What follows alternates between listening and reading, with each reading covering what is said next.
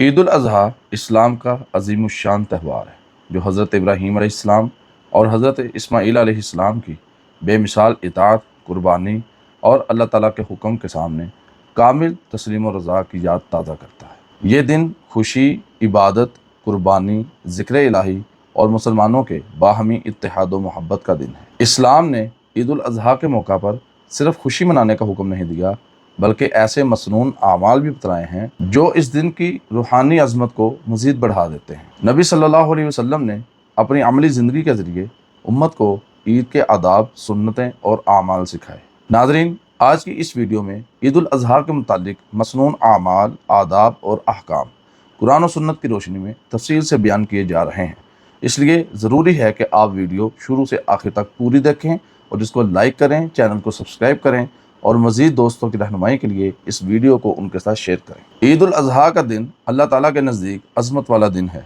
सैयदना अब्दुल्ला बिन क़र्त रज़ी अल्लाह ताला अन्हु इरशाद फरमाते हैं, नबी सल्लल्लाहु अलैहि वसल्लम ने इरशाद फरमाया कि अल्लाह ताला के नज़दीक सबसे अजीम दिन यौमुन नहर यानी 10 ज़ुल्हिज्जा है और उसके बाद यौमुल क़र यानी 11 ज़ुल्हिज्जा है। बाज़ लोग ईद की रात को इबादत के लिए ख़ास समझते हैं, मगर उसकी फजीलत में जितनी भी रवायात हैं वो ज़ईफ़ हैं। अलबत्ता उमूमी तौर पर हर रात की तरह इस रात भी दुआ, ज़िक्र, इबादत और तौबा बाइसे अजर है।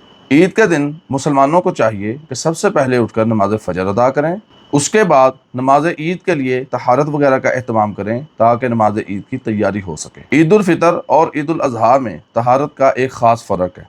ईद उल फ़ितर से पहले लोग जो तहारत इख्तियार करते हैं उसमें वो गुस्ल करते हैं, अपने गैर ज़रूरी बाल साफ़ करते हैं, नाखून वगैरह साफ़ करते हैं। लेकिन ईद उल अज़हा में ऐसा नहीं है। ईद उल अज़हा के लिए आप जब तहारत का एहतमाम करेंगे, गुस्ल करेंगे, तब आप अपने गैर ज़रूरी बालों को भी साफ़ नहीं करेंगे, अपने नाखून वगैरह भी नहीं काटेंगे।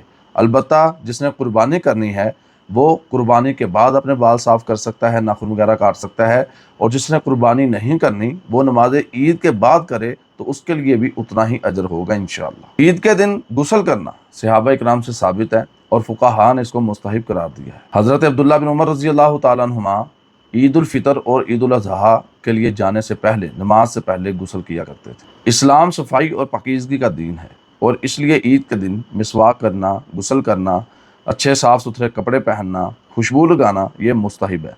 जैसा कि मैंने पहले वजाहत की है, बाल और नाखून आप ईद से पहले ईद उल अज़हा पे नहीं काट सकते। ईद के दिन साफ़ सुथरे नए कपड़े पहनना जायज़ है। हज़रत अब्दुल्ला बिन उमर रज़ी अल्लाह ताला अन्हुमा इरशाद फरमाते हैं, हज़रत उमर रज़ी अल्लाह ताला अन्हु ने बाज़ार के अंदर एक रेशमी जोड़ा देखा। नबी करीम सल्लल्लाहु अलैहि वसल्लम से अर्ज़ की, अल्लाह के रसूल सल्लल्लाहु अलैहि वसल्लम आप ये ख़रीद लें ताकि आप ईद के दिन या किसी वफ़द की आमद पर पहन सकें। अलबत्ता नबी करीम सल्लल्लाहु अलैहि वसल्लम ने इसको पसंद नहीं किया। आपने फरमाया ये वो पहने जिसका आखिरत में कोई हिस्सा नहीं है। और एक दिन नबी करीम सल्लल्लाहु अलैहि वसल्लम ने खुद जनाब उमर रज़ी अल्लाह ताला अन्हु को एक रेशमी जोड़ा भेजा। हज़रत उमर ने अर्ज़ की, अल्लाह के रसूल सल्लल्लाहु अलैहि वसल्लम आपने तो फरमाया था इसको वो पहने जिसका आखिरत में कोई हिस्सा नहीं है, तो आपने ये मुझे क्यों भेजा? आप अलैहिस्सलाम ने इरशाद फरमाया कि उमर, मैंने ये तुझे इस्तेमाल करने के लिए नहीं भेजा बल्कि इसलिए भेजा है कि तू इसको फ़रोख्त करे और इसकी रकम को अपने इस्तेमाल में लाए।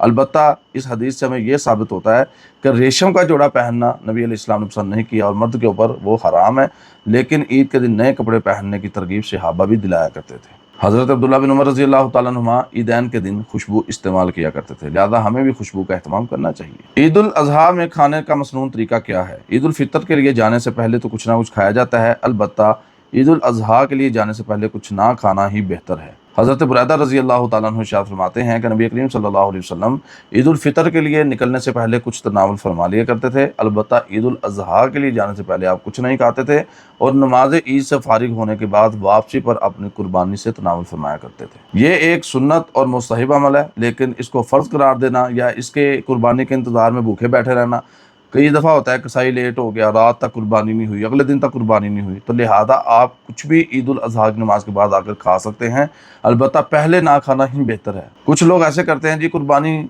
होगी, उसकी कलेजी पकेगी, उसके ऊपर ख़त्म दिलाया जाएगा, कुछ मखसूस किस्म के अज़कार और सूरतें पढ़ी जाएंगी, उसके बाद वो तबर्रुक के तौर पर थोड़ा थोड़ा खाया जाएगा। वो इसको दीन और सुन्नत समझते हैं, हालांकि इसका इस्लाम, दीन, शरीयत, सुन्नत इससे कोई ताल्लुक़ नहीं। ये एक खुद साख्ता ईजाद की हुई बिदअत है और ये बिदअत आपकी कुर्बानी के सवाब को ज़ायल कर देती है। ईद उल अज़हा के अजीम अमाल में से एक अहम अमल तकबीरात तशरीक है। तकबीर क्या है? अल्लाहु अकबर, अल्लाहु अकबर। لا الہ الا اللہ واللہ اکبر وللہ الحمد۔ ان تکبیرات کو پڑھنے کا وقت 9 ذی الحجہ کی فجر سے لے کر 13 ذی الحجہ کی نماز مغرب تک ہے۔ ہر نماز کے بعد پڑھنا بھی مستحب ہے۔ ہر نماز کے بعد بلند آواز سے بھی پڑھیں اور چلتے پھرتے، لیٹے بیٹھے اٹھتے ان تکبیرات کو پڑھتے رہیں۔ ان تکبیرات کو پڑھنے کی اصل دلیل قرآن مجید میں ہے۔ اللہ تعالیٰ سورہ بقرہ میں فرماتے ہیں وَاذْكُرُوا اللَّهَ فِي أَيَّامٍ مَّعْدُودَاتٍ، اور اللہ کا ذکر مقررہ دنوں میں کرو۔ اور مزید سورہ حج میں فرمایا وَاذْكُرُوا اسْمَ اللَّهِ فِي أَيَّامٍ مَّعْلُومَاتٍ، اور تاکہ وہ مقررہ دنوں میں اللہ کا نام لیں۔ صحابہ کرام رضوان اللہ علیہ مجمعین ان دنوں میں کثرت سے تکبیرات پڑھتے، اور نبی کریم صلی اللہ علیہ وسلم نماز عید کے لیے عیدگاہ جاتے۔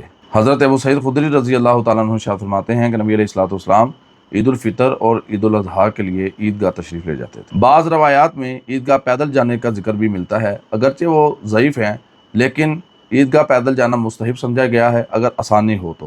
اگر آپ کے لیے آسانی نہیں، چل کر جانا مشکل ہے یا عیدگاہ دور ہے تو گاڑی پر بھی جا سکتے ہیں، سواری کا استعمال بھی کیا جا سکتا ہے۔ عیدگاہ ایک راستے سے جانا اور واپسی پر راستہ بدل کر آنا۔ حضرت جابر رضی اللہ تعالیٰ عنہ فرماتے ہیں نبی کریم صلی اللہ علیہ وسلم ایک راستے سے عیدگاہ جاتے تھے اور راستہ بدل کر دوسرے راستے سے عیدگاہ سے واپس آتے تھے۔ علماء نے اس کی کئی حکمتیں بیان کی ہیں، ان میں سے ایک یہ ہے کہ زیادہ لوگوں سے ملاقات ہو سکتی ہے، یا دین کے شاعر اور اللہ کی اس دی گئی نعمت کا اظہار کرنا ہوگا، یا پھر دونوں راستوں کو قیامت کے دن اللہ کے ہاں گواہ بنا کر پیش کرنا ہوگا۔ اسلام نے عورتوں کو بھی عید کی خوشیوں اور نماز میں یا دعا میں شامل ہونے کا حکم دیا ہے۔ نبی علیہ السلام نے ارشاد فرمایا کہ وہ عورتیں جو حائضہ ہوں، جن کو نماز پڑھنی ان دنوں میں ممنوع ہوتی ہے، اگرچہ وہ نماز میں شریک نہ ہوں لیکن اس دعا میں ضرور شرکت کریں۔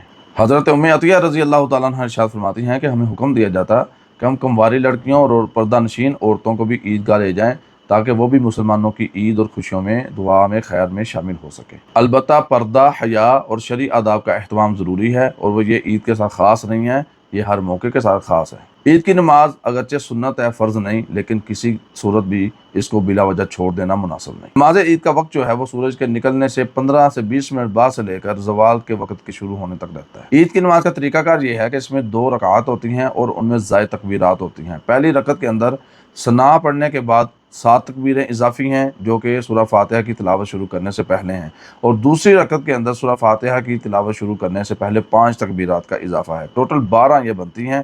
یہی نبی کریم صلی اللہ علیہ وسلم کا مسنون طریقہ ہے۔ نماز کے بعد امام خطبہ دے گا، اور سنت یہ ہے کہ اس خطبہ کو سنا جائے۔ جمعہ کے اندر یہ ہوتا ہے کہ نماز سے پہلے خطبہ ہوتا ہے، لیکن عید کے دن نماز کے بعد خطبہ دینا ہی نبی علیہ السلام کی سنت ہے۔ حضرت عبداللہ بن صائب رضی اللہ تعالیٰ عنہ فرماتے ہیں کہ میں نبی علیہ السلام کے ساتھ ایک عید میں شریک ہوا۔ آپ علیہ السلام نے نماز عید ادا کرنے کے بعد ارشاد فرمایا کہ ہم عید کی نماز کے بعد خطبہ دیں گے، جو سننا چاہے وہ سنے، جو جانا چاہے وہ چلا جائے، لیکن اس خطبہ کو سننا اور دعا میں شریک ہونا زیادہ بہتر ہے۔ عید کے دن مبارکباد دینا بھی مستحب عمل ہے۔ صحابہ سے اس کے آثار ملتے ہیں، لیکن بعض علماء ان روایات کو درست نہیں سمجھتے۔ بہرحال یہ حسن معاشرت ہے، ایک دوسرے کو ملنا، مبارکباد دینا، اور ایک روایت کے اندر تو یہ الفاظ بھی ملتے ہیں، اس کو بھی علماء نے ضعیف کہا ہے، لیکن روایت موجود ہے تقبل اللہ منا ومنکم، کہ اللہ آپ کی طرف سے اور ہماری طرف سے قبول فرما لے۔ تو اگرچہ کوئی بندہ مبارکباد دیتا ہے تو وہ دین کا حصہ سمجھ کر، اس کو فرض سمجھ کر، لازمی سمجھ کر نہ دے، لیکن حسن معاشرت کے طور پر ایک دوسرے کو ملنا، اور اسی بہانے جو ناراض ہوتے ہیں، جن کی لڑائیاں ہوتی ہیں، وہ بھی مل لیتے ہیں، تو یہ حسن معاشرت ہو سکتا ہے، لیکن دین کا حصہ سمجھ کر اس کو نہ کیا جائے، سنت یا صحابہ کا طرز عمل سمجھ کر نہ کیا جائے۔ حسن معاشرت کے طور پر مل لینا چاہیے، اور اگر کوئی نہ ملے تو اس کے ساتھ ناراض ہونا، لڑائی جھگڑا کرنا یا اعتراض کرنا یہ بھی مناسب چیز نہیں ہے۔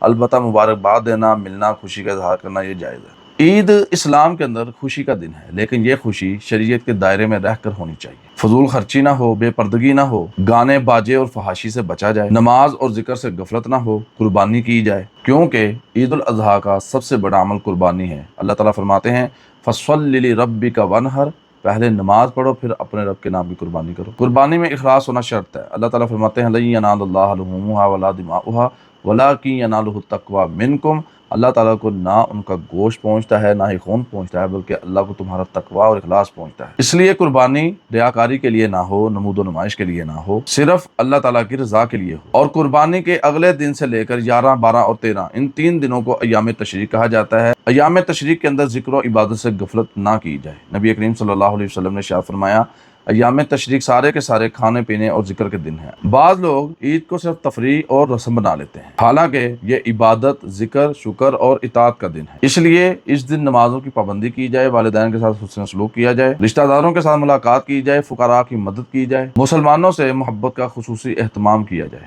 خلاصہ یہ ہے کہ عید الاضحیٰ اللہ تعالیٰ کی عظیم نعمت اور اسلامی شعائر میں سے ایک عظیم شعیرہ ہے۔ اس دن مسلمان اللہ تعالیٰ کی کبریائی بیان کرتے ہیں، نماز پڑھتے ہیں، قربانی پیش کرتے ہیں اور حضرت ابراہیم علیہ السلام کی سنت کو زندہ کرتے ہیں۔ اگر عید الاضحیٰ کو سنت نبوی صلی اللہ علیہ وسلم کے مطابق منایا جائے تو یہ دن نہ صرف خوشیوں کا ذریعہ بنتا ہے بلکہ روحانی ترقی، تقوی، اخلاص اور اسلامی بھائی چارے کا بھی پیغام دیتا ہے۔ اللہ تعالیٰ ہم سب کے نصیب میں اس کی خوشیاں کرے۔ اللہ سب کو قربانی کرنے کی، اخلاص کے ساتھ کرنے کی توفیق عطا فرمائے، اور رب العالمین ہم سے ہماری ٹوٹی پھوٹی عبادات کو قبول و منظور فرمائے۔ اگر آپ کو یہ ویڈیو پسند آئی ہے، اس کو لائک کریں، شیئر کریں، کامنٹ میں اپنی رائے کا اظہار بھی کیا کریں اور چینل کو سبسکرائب بھی کیا کریں۔